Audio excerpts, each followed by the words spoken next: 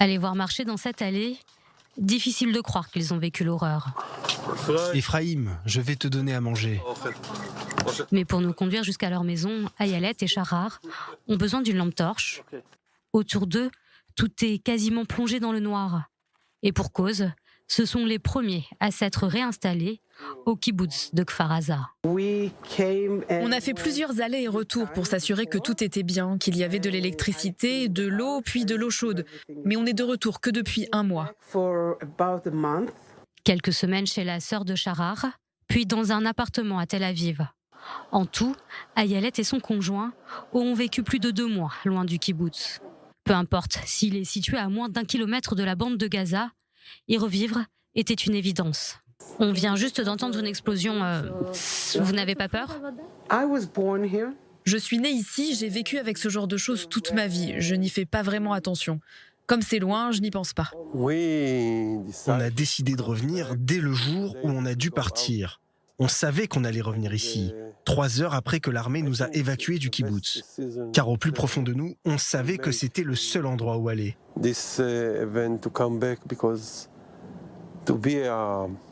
Je sais que c'est la meilleure décision que nous avons prise, car être un réfugié dans son propre pays, c'est une expérience horrible. Pourtant, c'est entre ces murs que le 7 octobre, ils ont vécu l'inimaginable.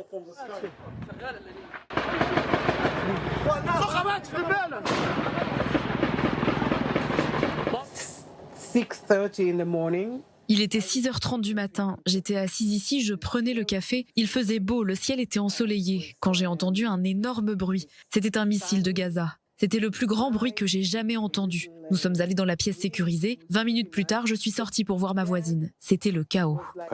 C'est moi qui l'ai retrouvée. Elle était morte. On est vite retourné dans l'abri.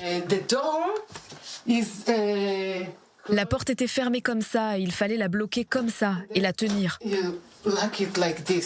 On ne pouvait que la tenir car ça ne se ferme pas. On a attendu 30 heures.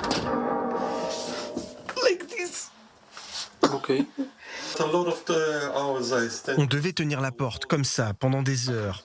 Et dans l'autre main, j'avais un couteau. On a attendu jusqu'à ce que l'armée arrive. C'est de la chance, on est toujours en vie. Quand on leur demande si ce n'est pas trop difficile de redormir ici, la réponse est sans appel. Merveilleux, c'est le meilleur sentiment de la Terre. Dormir dans son propre lit, c'est dormir au paradis. On sait qu'on ne quittera plus jamais sa maison. On ne savait pas si on pouvait survivre au bruit ou à l'émotion d'être ici où on a perdu autant de proches ou les tristes souvenirs. Mais tous les matins, on sait que c'est le meilleur endroit pour nous.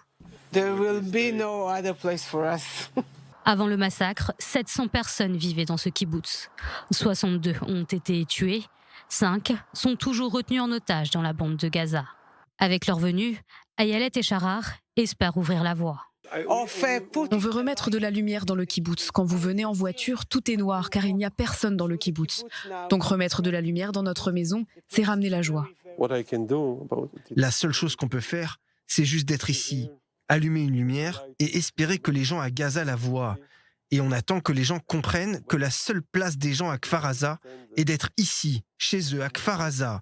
Je continue d'espérer qu'ils vont revenir, et j'espère dans pas trop longtemps.